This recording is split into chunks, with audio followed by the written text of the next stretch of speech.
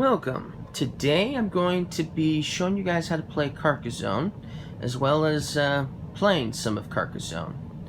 Now, the basic setup is starting with just one of these tiles. That's how you set the game up, just one tile.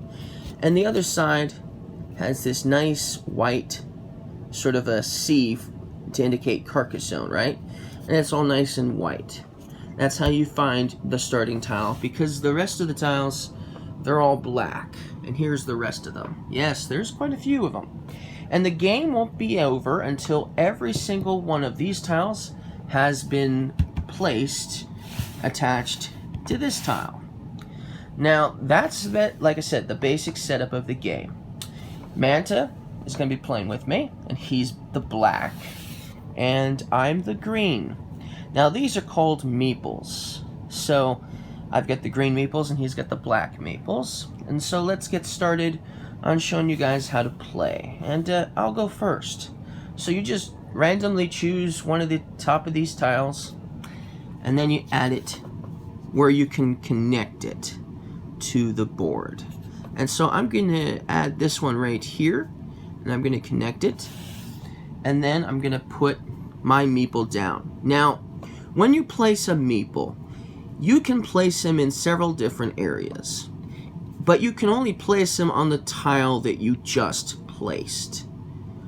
So, like for instance, I could place him down here. If I place him down like that, he would be considered a farmer, and he would be in a field. Now, the thing about scoring with farmers is once you place a meeple down as a farmer, you lose him for the remainder of the game, which is a bad idea because you only have a certain amount of meeples.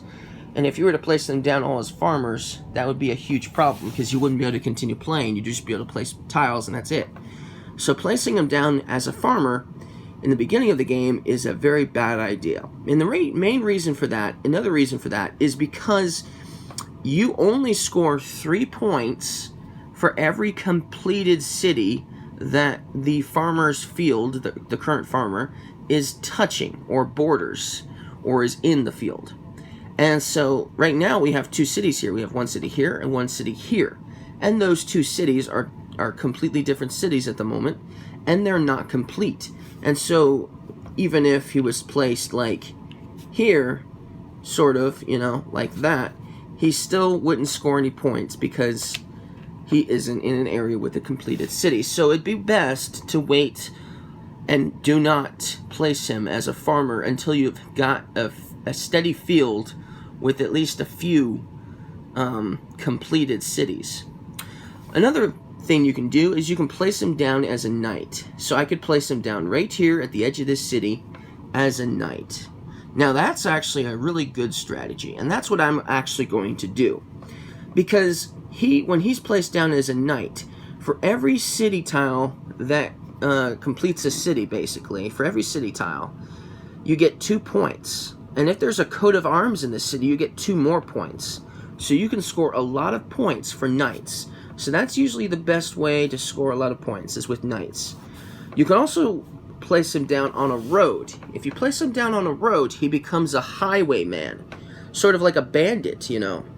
And then for each completed road, you score 1 point for each tile that makes up the completed road. So that's something to note. There is one other type of person he can become, the meeple that is. He can become a monk. If you place him down on a monastery, he can become a monk. And for every tile that makes up the completed monastery, and you'll have to see a representation of that, you could score 9 points with the monk, which is a lot of points.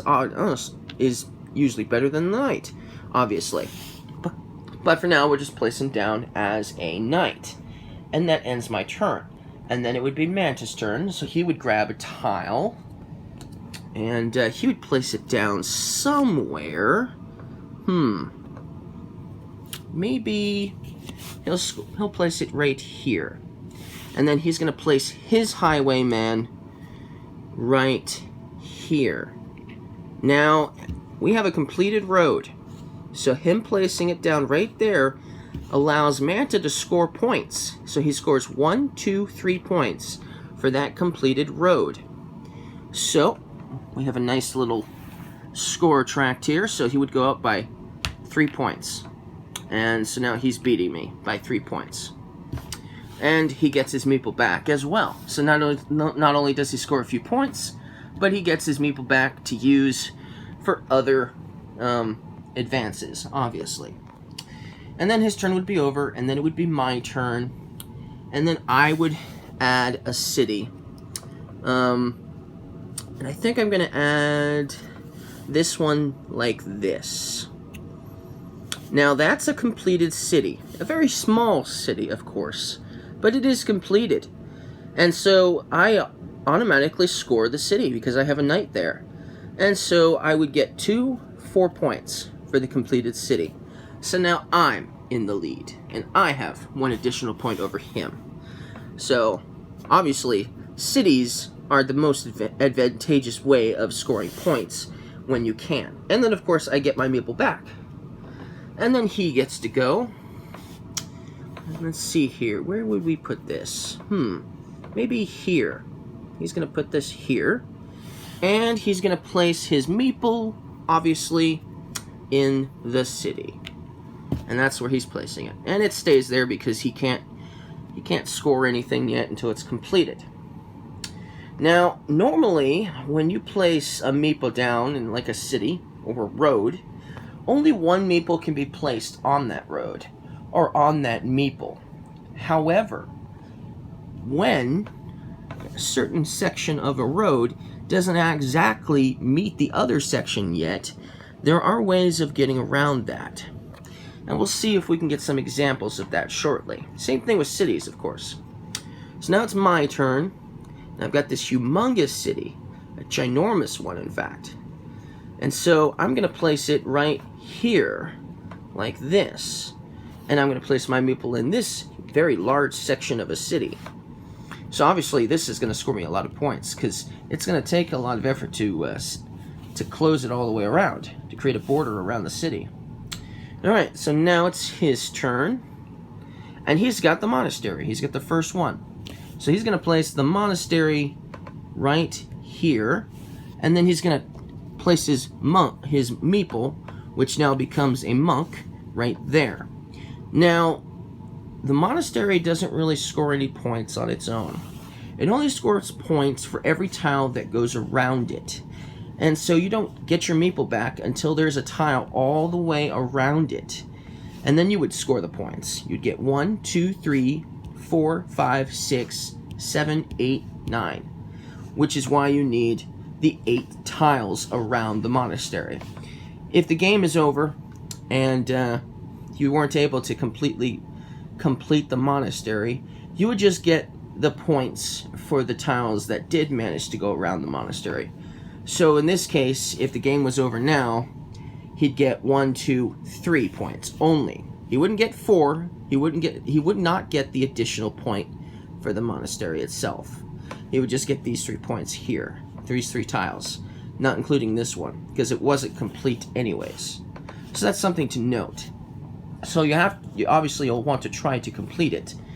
And maybe placing it there wasn't the best interest because this city could make it very hard to put down there.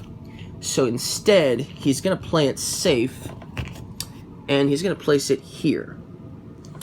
So because it's safer that way, it increases the likelihood that it will be complete. Alright, now it's my turn. And let's see here. I can't place it here. See, that's another thing. When you place a tile, you have to make sure it matches all sides. A road can't simply go into a field like that. So I wouldn't be able to place it here, for instance. So that would be a bad idea. Obviously, I couldn't place it here because this road would go into the field, and that would not work, obviously. So let's place it here. And then since this is a new tile here, I'm going to go ahead and place the meeple down as a highwayman right here in this road. I wouldn't be able to place him down as a knight because it's attached to the city. Alright, now it's his turn. Well, he's got some city. Now, he could help me out. He could actually place it right there, and that would be a big help. But it would be totally up to him if he wanted to do that. But I think he's going to... Well, he can't help himself out because of that reasoning. Oh, and he can't place it there because, once again, the road would go into a field, which would be bad. So that's not going to work. So there's not very many places he can place it that would be beneficial to him. So he's going to place it all the way over here, and he's going to place down a knight for that one as well. Then his turn is done. Then it would be my turn. Can't help myself with that yet. So I might as well just extend this road in this direction further. And because this is still attached to this road, I can't place anything down unless it was a farmer, of course. Which I'm not going to do. Now it would be his turn. Well, he's got a nice giant piece of city. He can't place it there even if you wanted to. He can't place it there even if you wanted to because it just doesn't work that way. So he's going to help himself by placing it right there. And he's going to try to build himself a big city too. And because he's got a knight already in the city, he can't place it down as anything but a farmer, which obviously wouldn't work. Ooh, nice. I just got something that will help me. So I'm going to place this one down right here. And so this is the coat of arms. This upside down shield looking thing is the coat of arms, right?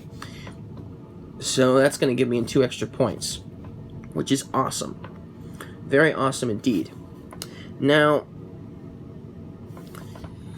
but it's still going to take a while of effort to complete, because I'm still going to have to create, I'm still going to have one of these types of spaces to seal this up. And then, you see how this is going? This could easily attach this city and this city, because of the way it's going. If that happens, obviously, we've got 2 knights in the same city, and they're different colors. When that happens, we obviously both score the points. So, or block the points. Anyways, I'll get back to you guys in the next video, and I'll explain that a little bit further.